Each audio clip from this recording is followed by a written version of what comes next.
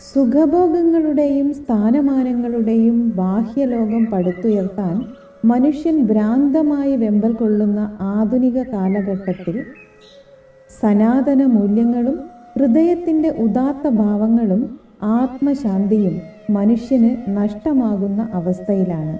സ്വന്തം ആത്മാവിനെ മറന്നുള്ള ഈ ഓട്ടപ്പാച്ചിലിൽ ജീവിതത്തിൻ്റെ സ്വച്ഛതയും സൗന്ദര്യവും നഷ്ടപ്പെടുത്തിയിരിക്കുകയാണ്. അവിശ്വാസവും മത്സരബുദ്ധിയും ഭയവും വ്യക്തിബന്ധങ്ങളെയും കുടുംബ ബന്ധങ്ങളെയും ശിഥിലമാക്കുന്നു.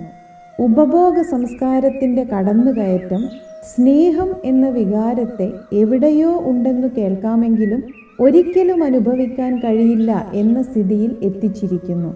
നിഷ്കളങ്കമായ ഈശ്വരപ്രേമം പോലും ആഗ്രഹപൂർത്തീകരണത്തിന് വേണ്ടി ദൈവത്തിന് കൈക്കൂലി കൊടുക്കുന്ന യാന്ത്രികമായ രീതിയിൽ എത്തി നിൽക്കുന്നു.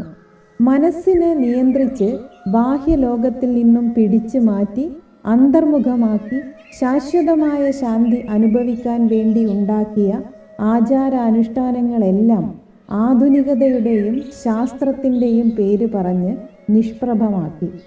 ശാശ്വതമായ ആനന്ദം സ്വന്തം ഉള്ളിലേക്ക് തിരിഞ്ഞ് തന്നിൽ തന്നെ ശാന്തിയും സംതൃപ്തിയും കണ്ടെത്തുന്നതിലാണ് എന്ന് മനസ്സിലാക്കാതെ വീണ്ടും വീണ്ടും ആഗ്രഹങ്ങൾക്ക് പിറകെ ഓടുന്ന സംസ്കാരത്തിലേക്ക് സ്വയം ആഴ്ന്നിറങ്ങാൻ തുടങ്ങി. വിവേകം മൂലം മാത്രം നേടിയെടുക്കാവുന്ന ശാശ്വതമായ ശ്രേയസ്സിന് മുകളിൽ താൽക്കാലിക ലാഭം തരുന്ന ബുദ്ധിക്ക് സ്ഥാനം നൽകി നൈമിഷിക സുഖങ്ങളിൽ രമിച്ചു കഴിയാൻ തുടങ്ങി. മനുഷ്യൻ സ്വയം മനസ്സിലാക്കാതെ ശാന്തിയും സമാധാനവും സംതൃപ്തിയും ബാഹ്യലോകത്തിലും സുഖസൗകര്യങ്ങളിലും തേടാൻ ആരംഭിച്ചതോടെ മനസ്സ് സ്വസ്ഥതയില്ലാതെ പലവിധ സമ്മർദ്ദങ്ങൾക്കും അടിമപ്പെടാൻ തുടങ്ങി. ഈ സമ്മർദ്ദങ്ങളെല്ലാം അകറ്റി സ്വസ്ഥമാവണമെങ്കിൽ ബാഹ്യലോകത്തിൻ്റെ മായാജാലങ്ങളെ അവഗണിച്ച് മറ്റുള്ളവരുടേതുപോലെ തനിക്കും കിട്ടണം എന്ന ആഗ്രഹം ഉപേക്ഷിച്ച് ഇന്ന് ഈ നിമിഷം നമ്മളിലുള്ള അനുഗ്രഹങ്ങളുടെ കണക്കെടുത്ത് അതിൽ സന്തോഷിക്കാൻ ശ്രമിക്കുക.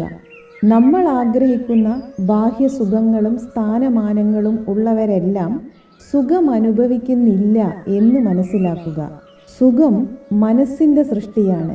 ഇന്ന് നമുക്കുള്ള കാര്യങ്ങളിൽ സംതൃപ്തിയോടെ ആസ്വദിച്ച് ജീവിക്കാനുള്ള കഴിവ് നാം നേടിയെടുക്കുമ്പോഴാണ് ജീവിതം സുഖവും സന്തോഷവും സംതൃപ്തിയും നിറഞ്ഞതാവുന്നത്.